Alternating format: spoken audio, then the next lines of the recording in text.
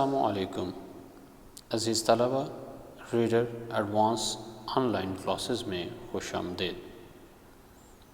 آج ہم سال اول کی درسی کتاب سرمایہ اردو کے پہلے سبق اسوہ حسنہ صلی اللہ علیہ وآلہ وسلم کے بارے میں پڑھیں گے۔ آگے بڑھنے سے بیشتر بتاتا چلوں کہ سبق اسوہ حسنہ کے مصنف سید سلیمان ندوی ہیں۔ سید سلیمان ندوی 22 نومبر 1884 کو ضلع پٹنہ کے ایک گاؤں دینا میں پیدا ہوئے۔ آپ کے والد محترم کا نام حکیم ابو اسحاق تھا۔ ابتدائی تعلیم گھر پر حاصل کی، اس کے بعد ندوۃ العلماء لکھنؤ میں داخل ہوئے اور علامہ شبلی نعمانی کے شاگرد بنے۔ شبلی نعمانی سید سلیمان ندوی کی علمی قابلیت سے بہت متاثر ہوئے اور آپ کو ماہنامہ الندوہ کی ذمہ داری سونپی گئی۔ اپنی تعلیم مکمل کرنے کے بعد دکن کالج پونہ میں پروفیسر مقرر ہوئے اور بعد میں دارالعلوم ندوہ میں معلم رہے۔ 1914 میں اپنے محترم استاد علامہ شبلی نعمانی کی وفات کے بعد دارالمصنفین اعظم گڑھ سے وابستہ ہوئے اور وہاں سے ایک مجلہ معارف جاری کیا۔ 1941 میں مسلم یونیورسٹی علی گڑھ سے انہیں ڈاکٹریٹ کی اعزازی ڈگری ملی۔ آپ قیام پاکستان کے بعد کراچی منتقل ہوئے اور 22 نومبر 1953 میں وفات پائی۔ سید صاحب اپنے وقت کے جید عالم، مورخ اور اعلیٰ پائے کے ادیب تھے۔ ان کا عظیم کارنامہ سیرت النبی صلی اللہ علیہ وآلہ وسلم کی تکمیل ہے، جو علامہ شبلی نعمانی اپنی زندگی میں پورا نہ کر سکے۔ مصنف کی چند دیگر تصانیف میں مکاتیب شبلی، نقش سلیمانی، عرب و ہند تعلقات، فکر خیام، عرض القرآن، مقالات شبلی، حیات شبلی، سیرت عائشہ اور خطبات مدراس شامل ہیں۔ سبق اسوہ حسنہ صلی اللہ علیہ وآلہ وسلم خطبات مدراس کے 5ویں خطبے سے لیا گیا ہے، جس کا عنوان جامعیت ہے۔ خدا کی محبت کا اہل اور اس کے پیار کا مستحق بننے کے لیے ہر مذہب نے ایک ہی تدبیر بتائی ہے، اور وہ یہ ہے کہ اس مذہب کے شارع اور طریقے کے بانی نے جو عمدہ نصیحتیں کی ہیں ان پر عمل کیا جائے۔ لیکن اسلام نے اس سے بہتر تدبیر اختیار کی ہے۔ اس نے اپنے پیغمبر حضرت محمد صلی اللہ علیہ وآلہ وسلم کا عملی مجسمہ سب کے سامنے رکھ دیا ہے اور عملی مجسمے کی پیروی اور اتباع کو خدا کی محبت کا اہل اور اس کے پیار کا مستحق بننے کا ذریعہ بتایا ہے۔ چنانچہ اسلام میں 2 چیزیں ہیں، کتاب اور سنت۔ کتاب سے مراد خدا کے احکام ہیں جو قرآن مجید کے ذریعے سے ہم تک پہنچے ہیں، اور سنت جس کے لغوی معنی راستے کے ہیں، وہ راستہ جس پر پیغمبر اسلام صلی اللہ علیہ وآلہ وسلم خدا کے احکام پر عمل کرتے ہوئے گزرے، یعنی آپ صلی اللہ علیہ وسلم کا عملی نمونہ، جس کی تصاویر احادیث میں بصورت الفاظ درج ہیں۔ غرض یہ کہ ایک مسلمان کی کامیابی اور تکمیل روحانی کے لیے جو چیز ہے وہ سنت نبوی صلی اللہ علیہ وآلہ وسلم ہے۔ عزیز طلبہ، اس نثر پارے میں سید سلیمان ندوی 2 الگ الگ چیزوں کی وضاحت پیش کرتے ہیں۔ سب سے پہلے سید سلیمان ندوی کے نزدیک خداوند تعالیٰ کی محبت کا اہل اور اس کے پیار کا مستحق بننے کے لیے تمام مذاہب کی تدابیر ہیں، جس کے مطابق ہر مذہب کے شاعر اور طریقے کے بانی کی جو عمدہ نصیحتیں ہیں ان پر عمل کیا جائے۔ لیکن اسلام ایک بہتر تدبیر اختیار کرتا ہے، اور بانی اسلام یعنی شارع اسلام حضرت محمد مصطفیٰ صلی اللہ علیہ وآلہ وسلم نے الفاظ کی بجائے، احکام کی بجائے اپنے کردار کو لوگوں کے سامنے پیش کیا، یعنی آپ کا عملی نمونہ، اس سے مراد آپ علیہ الصلوۃ والسلام کا کردار ہے جس کی تصاویر ہمیں احادیث کی صورت میں نظر آتی ہیں۔ یوں ایک بہتر مسلمان کی کامیابی اور اس کی تکمیل روحانی کے لیے سب سے اہم ذریعہ یہ ہے کہ وہ اللہ کے رسول حضرت محمد مصطفیٰ صلی اللہ علیہ وآلہ وسلم کی سنت پر عمل پیرا ہو۔ اسے آگے بڑھتے ہوئے مصنف بیان کرتے ہیں، وہ تمام اشخاص جو کسی مذہب کے حلقہ اطاعت میں داخل ہوں، ناممکن ہے کہ وہ کسی ایک ہی صنف انسانی سے تعلق رکھتے ہوں۔ اس دنیا کی بنیاد اختلاف عمل پر ہے، باہمی تعاون اور مختلف پیشوں اور کاموں ہی کے ذریعے سے یہ دنیا چل رہی ہے۔ اس میں بادشاہ یا رئیس، جمہور اور حکام بھی ضروری ہیں، اور محکوم، مطیع اور فرما بردار اور رعایا بھی۔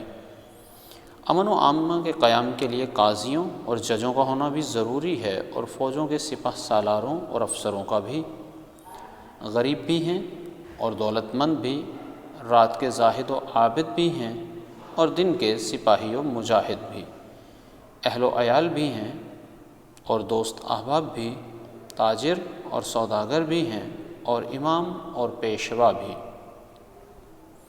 غرض اس دنیا کا نظم و نسق مختلف اصناف کے وجود اور قیام ہی پر موقوف ہے، اور ان تمام اصناف کو اپنی اپنی زندگی کے لیے عملی مجسمے اور نمونے کی ضرورت ہے۔ انسان ان تمام انسانوں کو سنت نبوی صلی اللہ علیہ وآلہ وسلم کے اتباع کی دعوت دیتا ہے۔ عزیز طلبہ، دوسرے نثر پارے میں سید سلمان ندوی تمام انسانوں کو سنت نبوی صلی اللہ علیہ وآلہ وسلم کی اتباع کی دعوت دیتے ہوئے فرماتے ہیں کہ دنیا کا کوئی بھی شخص، خواہ وہ کسی بھی صنف سے تعلق رکھتا ہو، کسی بھی شعبے سے تعلق رکھتا ہو، کسی بھی معاشرے کا حصہ ہو، حتیٰ کہ یہاں عربی، اجمی، سیاہ، سفید رنگ اور نسل سے بالا تر ہو کر ہر وہ شخص جس نے لا الہ الا اللہ محمد الرسول اللہ کا اقرار کر لیا اور وہ حلقہ اسلام میں داخل ہو گیا، خواہ وہ بادشاہ ہے، رئیس ہے، جاگیردار ہے، مطیع ہے، محکوم ہے، رعایا ہے، ہر دو صورت میں اسلام سنت نبوی صلی اللہ علیہ وآلہ وسلم کے اتباع کی دعوت دیتا ہے۔ انسانوں کے ہر طبقہ اور صنف کے لیے سیرت پاک صلی اللہ علیہ وآلہ وسلم میں نصیحت پذیری اور عمل کے لیے درس اور سبق موجود ہے۔ ایک حاکم کے لیے محکوم کی زندگی، ایک دولت مند کے لیے غریب کی زندگی، اور ایک غریب کے لیے دولت مند کی زندگی کامل مثال اور نمونہ نہیں بن سکتی۔ اس لیے ضرورت ہے کہ عالمگیر اور دائمی پیغمبر کی زندگی ان تمام مختلف مناظر کے رنگ برنگ پھولوں کا گلدستہ ہو۔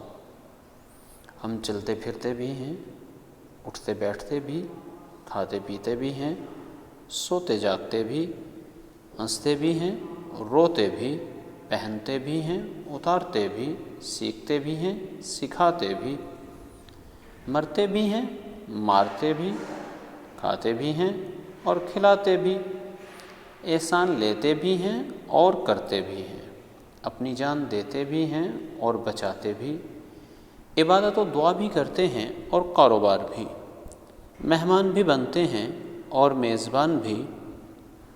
ہمیں ان تمام امور کو جو ہمارے مختلف افعال جسمانی سے تعلق رکھتے ہیں، عملی نمونے کی ضرورت ہے جو ہر نئی حالت کے پیش آنے میں ایک نئی ہدایت کا سبق اور رہنمائی کا درس دے۔ اس نثر پارے میں سید سلمان ندوی نے بڑی خوبصورتی سے انسان کی شخصی حالت کی مختلف صورتوں کی وضاحت اور عکاسی کی ہے۔ عزیز طلبہ، ہم ہمیشہ خوش نہیں رہتے، ہم ہمیشہ اداس نہیں رہتے، ہم کبھی خوشحال ہوتے ہیں تو کبھی بدحال، کبھی سوختہ ساماں ہیں تو کبھی برسر آرام۔ ہم ان تمام حالتوں میں جو ہماری زندگی کی مختلف کیفیات میں، یا یوں کہہ لیجئے کہ ہماری زندگی کے مختلف ادوار میں ہم پر گزرتی ہیں، ہمیں ہر صورت ایک نیا نمونہ، ایک نئی شکل، ایک نئے رول ماڈل کی ضرورت ہوتی ہے، لیکن اسلام عالمگیر اور دائمی پیغمبر صلی اللہ علیہ وآلہ وسلم کی زندگی کو ہمارے سامنے رکھتا ہے اور ہمیں ہر آن، ہر حالت اور ہر کیفیت کے لیے سبق سیرت پاک حضرت محمد مصطفیٰ صلی اللہ علیہ وآلہ وسلم سے ملتا ہے۔ عزیز طلبہ، آگے بڑھتے ہوئے صفحہ نمبر 2 پر سید سلمان ندوی تحریر کرتے ہیں، علاوہ ازیں وہ افعال جن کا تعلق دل و دماغ سے ہے اور جن کی تعبیر ہم اعمال قلب یا جذبات اور احساسات سے کرتے ہیں، ہر آن ہم ایک نئی قلبی عمل، جذبے یا احساس سے متاثر ہوتے ہیں۔ ہم کبھی راضی ہیں، کبھی ناراض، کبھی خوش ہیں، کبھی غمزدہ، کبھی مصائب سے دوچار ہیں اور کبھی نعمتوں سے مالا مال، کبھی ناکام ہوتے ہیں اور کبھی کامیاب۔ ان سب حالتوں میں ہم مختلف جذبات کے ماتحت ہوتے ہیں۔ اخلاق فاضلہ کا تمام تر انحصار انہی جذبات اور احساسات کے اعتدال اور باقاعدگی پر ہے۔ ان سب کے لیے ہم کو ایک عملی سیرت کی حاجت ہے۔ عزیز طلبہ، آگے بڑھنے سے پیشتر چاہوں گا کہ میں ان چند سطور کی وضاحت پیش کر دوں۔ یاد رکھیے، افعال قلب یا اعمال قلب یا جذبات یا احساسات، انسانی زندگی مجرد نہیں ہے، انسانی زندگی جمود کا شکار نہیں ہے، انسان کبھی بھی جامد نہیں ہوتے، یہ ہر لمحے تبدیل ہوتے رہتے ہیں۔ عزم و استقلال، شجاعت، صبر، توکل، رضا، تقدیر، مصیبتوں کی برداشت، قربانی، قناعت، استغنا، ایثار، جود، تواضع، خاکساری، مسکنت، نشیب و فراز، بلند و پست، تمام اخلاقی پہلوؤں کے لیے جو مختلف انسانوں کو مختلف حالتوں میں یا ہر انسان کو مختلف صورتوں میں پیش آتے ہیں، ہمیں عملی ہدایت اور مثال کی ضرورت ہے جو صرف پیغمبر اسلام صلی اللہ علیہ وآلہ وسلم کی سواہ میں مل سکتی ہے۔ آپ تمام بچوں کا بے حد شکریہ۔ اپنا بہت سارا خیال رکھیں۔ اللہ حافظ۔